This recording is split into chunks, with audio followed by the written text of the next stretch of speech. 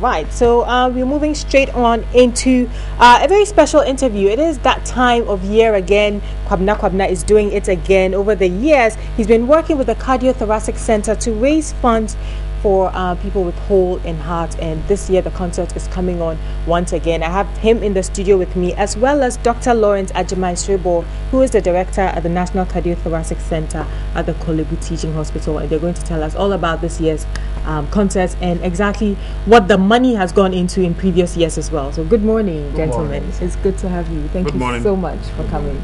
Right, Kwabena, let me start with you. You've been raising money for how many years now? I'd say this will be the second time. This is the second time? It's been in inception in the last 2 years. Okay, yes. But this is the second time you're doing the concert? Yes, this is the second time we have Kwabena Save a Life concert. Right, okay. Apparently you have raised, or last year you raised money to treat 6 patients. Yes. Wow, well done. Thank you so much. I say thanks to everybody out there. Thanks to the donors. Thanks to Samsung Ghana. Thanks to Zim Properties. Thanks to all of them out there who came in their numbers to come support us raise funds to assist 6 kids. So we say God bless everybody. Yeah. How much are you hoping to raise this year? This year we targeting 20 patients at the cardio center who are on the waiting list. And the good news is we already have 2 taken care of by Mr. Sammy Crab, and we say God bless you, sir. We asking the general public out there, companies, individuals, everybody, we asking for your help. There's 18 more to go. That's for this year. So we're asking all of you to come support us. Okay, would you like to break it down in monetary terms for us? I mean, like for instance, for 20 patients, how much money would you need to treat them? As a matter of fact, the cost of the surgery depends on the situation. Exactly. But I'd say it ranges between $8,000 to $20,000 per surgery. Wow, that is a lot of money. Exactly. Well so done. Kudos to you. Yes, we need a lot of money. Yes. So let me come to you, Doc. What is the state of the Ghana Heart Foundation at the moment? Well, the Ghana Heart Foundation is still active, and in fact, they are still able to help every Ghanaian that undergoes open heart surgery by paying a certain percentage.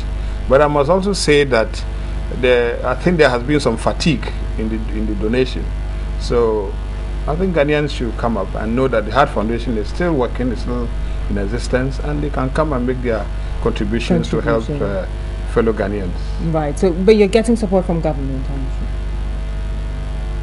Well, the National Cardiothoracic Center gets support from government to some extent.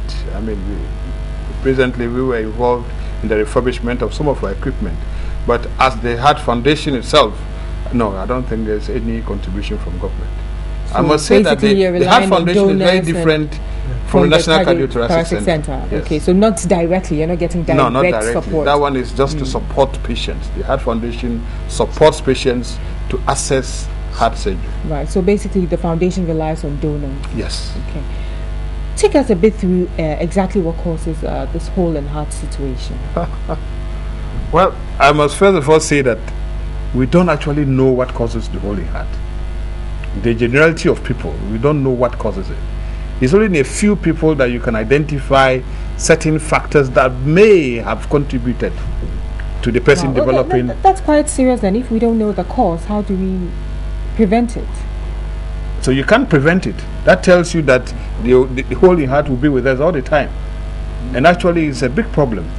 Unless you have somebody close to you who has a hole in heart, you will not actually appreciate the enormity of the problem. So you identify the causes on a case-to-case basis? Yes, exactly. We try to look at the history and see, is there anything that could have contributed to this child being born with a hole in heart condition? You look at the pregnancy history.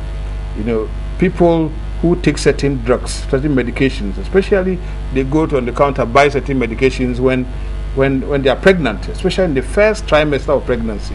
If a lady takes certain medications, they may affect the development of the baby and result in a hole in heart condition.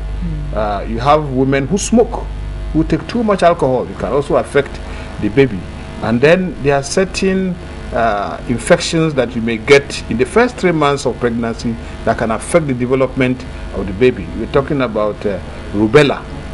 You know, it comes with a fever and a rash. Fortunately, the national immunization team, they are now they are now vaccinating all pregnant women against rubella. So we hope this will result in a reduction in the incidence of what we call the congenital rubella syndrome that has the Holy Heart as one of its components.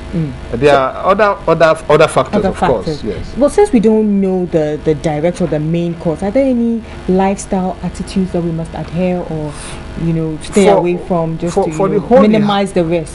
For Holy Heart patients, that one, as I said, we don't know what causes, so it's difficult to actually bring about changes to but basic things like you mentioned, like the smoking and the drinking during pregnancy. No, but there are other forms of heart diseases, especially those ones you are not born with it. It's not a Holy Heart, but the heart is born normal, but for one reason or the other, people's lifestyles, especially, they can become sick. Okay, we're talking about the heart diseases that cause heart attacks, for example. It can be prevented by modifying your lifestyle. So a lot can be done by the individual to minimize his risk of getting heart disease. Is it only found in children? I think that's the general. The Holy Heart. Yes. Or can adults also? Well, you are born with it. Unfortunately, some people are missed entirely, and they are discovered much later on in life. I must say that nowadays that you have a lot of schools and companies carrying out what we call pre-employment or pre-admission medical examination. A lot of people have been discovered. So you can miss it during your early years? Yes, entirely. I mean, I had to operate on a 65-year-old lady with a Holy Heart. It's something you can live with for a while. It's not but the quality of life is what we are talking about, and the life expectancy. It also depends on the type of Holy Heart. There's a myriad of different types of holes in heart. Some of them, let me tell you, 1% of all live births will have a Holy Heart condition. Live birth? If you deliver a child out of every 100 deliveries, or that are alive at birth. Not all children are born alive. Some die in utero when they are born. I'm talking of live births. 1 out of every 100 will have a Holy Heart condition. And if you look at the population of Ghana, I was just about to come to that. How common is it here? It's common. I mean, we estimate that from the statistics and the calculations, we see that at least Ghana will have 5,000 new cases of Holy Hearts every year, added to what is existing. Okay, so that means that's a great thing you're doing then, Kwabena. But tell me, why this particular course? Why did you decide on? Upon meeting with Doctor 2-3 years ago, and we just chatted and he briefing me all that he's so just by a chance meeting. It's frightening, yes, and all was created by his wonderful daughter, whom I owe all of this to, and we all owe all of this to, because she was the one who saw me and was like, "Daddy, I want to take a photo with Kwabena." That's when I met with Dr. Srivo. So we started talking, and I expressed my interest in actually doing something like that, and I was giving such info, and it actually motivated me, because if every year we can have 5,000 cases, then it means it shouldn't be just me doing this. That's why I bring on board all these musicians to come help. We do a concert, we tell those out there to come and donate, and then we can raise enough to actually support these affected. How many patients have benefited so far since you since we started, 6 has benefited. We're working on the next one, which is tomorrow. We have the concert tomorrow.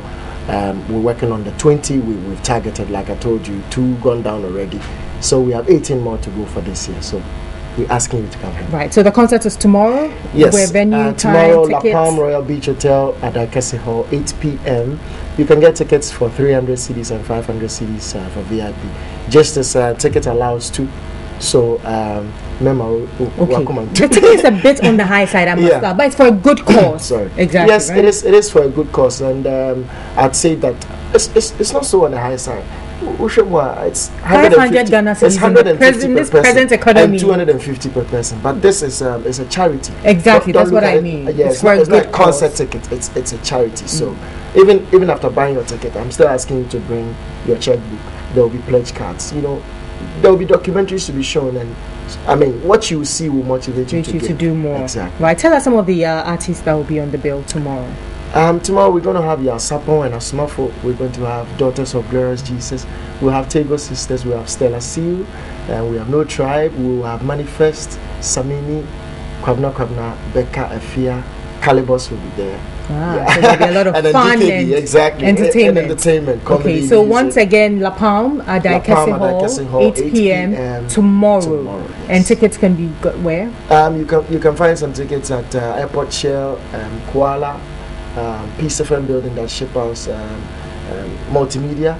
And then again, you can call this number 027 3355 000 if you want the ticket to be delivered to you. The number one more time. 027 3355 000.